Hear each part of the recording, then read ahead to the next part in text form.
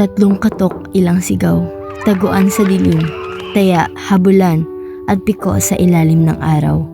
Isang bola, isang kahon, isang pangarap na hindi kailanman maluluma. Minsan maghapon hindi nauubos ang lakas, laging may bagong laro, bagong kwento ang mga kaibigan ko. Mga kabuntot sa bawat hakbang, ang mundo'y maliit, ngunit puno ng saya. Simple lang basta't may kasama, basta't may laro, basta't may tawa. Minsan may sugat, minsan may pasakit, pero ang tanging problema ko lang ay kung sino ang matatalo sa tumbang preso. Laging naglalaro ng kasal-kasalan, walang iniintindi kundi kung sino ang magiging asawa. Babae't lalaki, magkaibigan, magkakampi. Ang saya, ang tawa, at ang pinakamalaga, walang iniisip na responsibilidad. Kahit tirik ang araw, ang tawanan namin parang araw na hindi natatago sa ulap. Tapos, biglang dumating ang araw na ang mga paay lumaki, ang mga pangarap ay humiwalay. Minsan lumipad ang isip at napaisip, nangarap ng kay taas, at nasabi sa sarili, gusto ko na lang tumanda. At ngayon narito ako bilang isang matanda, walang laro, walang saya, kundi ang isang mundo na puno ng bayarin, problema at pangarap na hindi pa natutupad. Ipinagpalit natin ang tumbang presong kaisaya sa larong hindi natin alam kung paano manalo. Ang mundo'y lumaki, ang mga ulap ay mas lumiit. Ang mga kalsada ay napuno ng walang katapusang gawain. Ang mga laro naglaho at ang puso ay bumigat. Tumatakbo ako pero hindi sa habulan. Tumatakbo't sumusugal na sa pangarap na aking pinapangarap na hanggang sa ngayon ay hindi natutupad. Kulang sa tulog at pahinga. Pwede bang balikan ang araw na ang pinoproblema ko lang ang sugat mula sa paglalaro at pagkatalo? Kahit minsan lang, kahit saglit lang, balik sa mundo ng walang alalahanin. Kasama ang mga kaibigan, balik sa tamis ng pagiging bata. Kung maririnig mo to, at bata ka pa, huwag mong bilisan ang pagtanda. Hayaan mong umikot ang oras kasabay mo. Hayaan mong lumawak pa ang ngiti mo bago mo maramdaman kung gaano kabigat ang mundo. Dahil darating din ang araw na katulad ko. Mapapatawa ka habang may luha sa mga mata mo at mahina mong sasabihin sa sarili mo, sayang, sana hindi ko minadali ang pagtanda.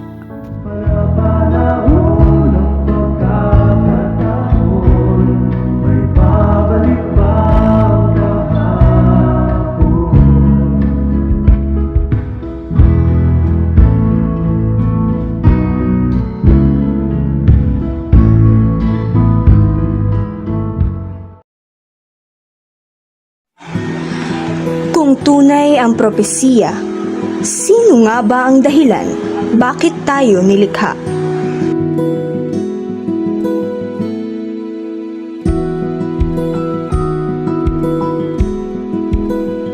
Sa bawat katha ng ating dila, sumasalamin ang diwa ng ating lahi.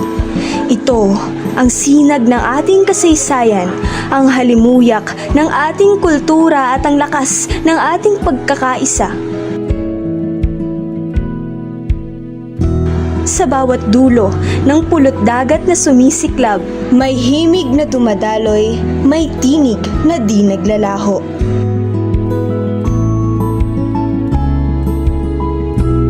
Tagalog, Kumusta? Ilocano, Nasaya ata. Ilonggo, Mayad kami. Maranao. Miyaka pipitan. Ipinahid ang bahid ng makasaysayang bakas sa bawat salitang binibigkas, patuloy na namamayani ang ingay ng pagkakaisa, ang hangarin ng tahanang ibinuklod ng napakaraming pagkakaiba. Ipinamalas ng unos ang yugyog ng mga salita sa bawat hampas ng kaniyang hangin. Ngunit ang dagundong ng oo ay pare-pareho. Oo para sa ating mga ninuno. Oo para sa ating mga bayani.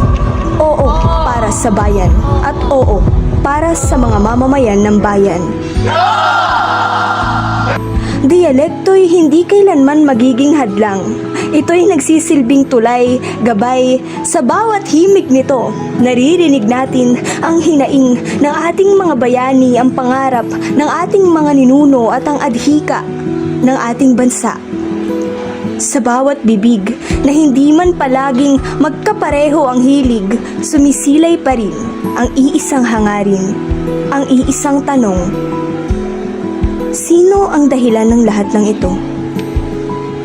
Kung kaya't, ang hiningang bumibigkas sa bawat salitang sa ati kumikilala ay dagundong ng lahing tunay na pinagpala.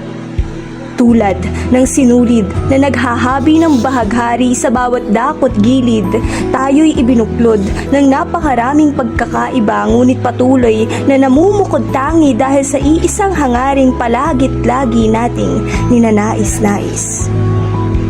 Pinaghati-hati man ng napakaraming pagkakaiba, nagsasalungatang opinyon at paniniwala ay pinagbuklod naman kami ng wikang tunay na may pagmamalakit patuloy na mapagyayaman. Sa uyayi ng mga dagok ng bawat letra, namamayani ang alab ng aming diwa at yaman ng aming pagka-Pilipino. Para sa wika, para sa mga ninuno, para sa bayan, para sa mga mamamayan ng bayan.